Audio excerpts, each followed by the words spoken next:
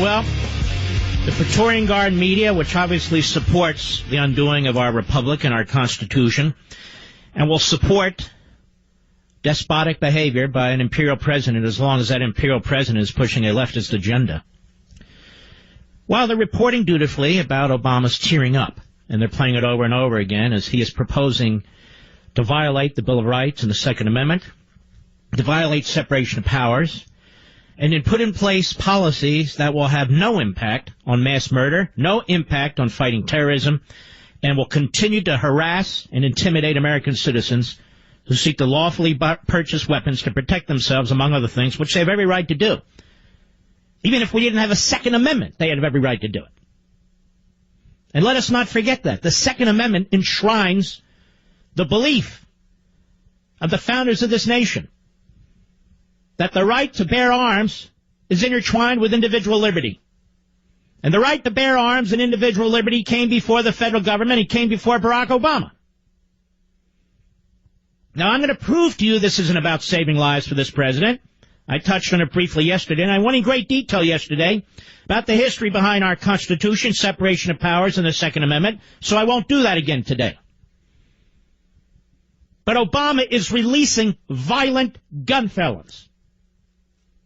He's releasing violent gun felons. He's releasing violent illegal immigrants. As a matter of policy, he vowed to veto any effort to crack down on sanctuary cities. His government approved a visa for one of the Islamo-Nazi mass murderers in San Bernardino, California, and has done precious little to tighten that system up. This president set in place a policy which he still hasn't been forthcoming about, fast and furious, in which we literally armed drug cartels in Mexico with weapons purchased in the United States. Now, none of this has to do with gun shows. None of this has to do with psychological problems. None of this has to do with loopholes or any of the rest. The government is already fully empowered to secure our border. It's already fully empowered to outlaw sanctuary cities. It's already fully empowered to keep in prison violent criminals, felons. It's already fully empowered to keep in prison violent illegal immigrants. But it won't. And it doesn't. Obama won't. Did Obama cry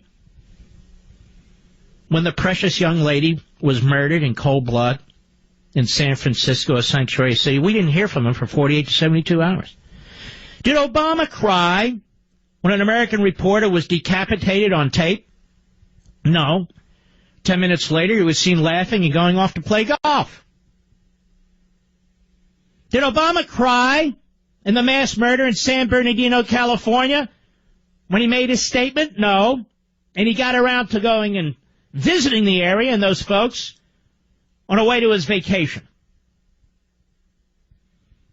I'm sorry, I can't put up with this crap. Obama has made this a more violent, crime-ridden, terrorist target, this nation. He absolutely has.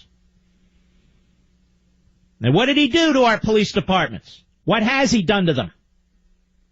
From Ferguson to Chicago to Baltimore and everywhere in between and everywhere around.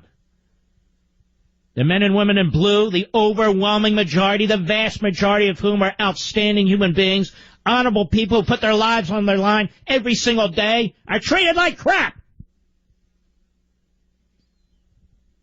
And we don't need just to stay in America. Let's look overseas. What does this president do to our military? What does he do to our military? He's eviscerating our military. He harasses our military. He socially engineers our military. He changes standards for our military to ensure that one constituent group or another will wear the uniform even though they're not physically and otherwise qualified. He doesn't care. He attacks their health insurance. He attacks their pay. He pink slips them. Oh, yes. This isn't about background checks or any of the rest of it. So, an Islamo-Nazi slips through our visa system under this president's watch. Congress is poised to punish these sanctuary cities by cutting off funding. Obama threatens to veto it. Obama releases violent, illegal immigrants back into our towns. Obama releases violent, homegrown felons back into our towns. He won't secure the border. He won't enforce deportations. He undermines our police departments, and we're supposed to believe he cares about protecting life in this country. And, of course, overseas. I don't remember Obama shedding a single tear for the young girls who are enslaved and raped repeatedly and brutalized. Do you? No, he's busy attacking we, the people. He won't even use the phrase Islamic terrorism, let alone Islamo-Nazis, and historically, I'm accurate. He doesn't shed a tear, not a drop, when Christians are being wiped out and Yazidis are being wiped out and the Kurds are under attack and every other group you can possibly imagine. Never sheds a tear.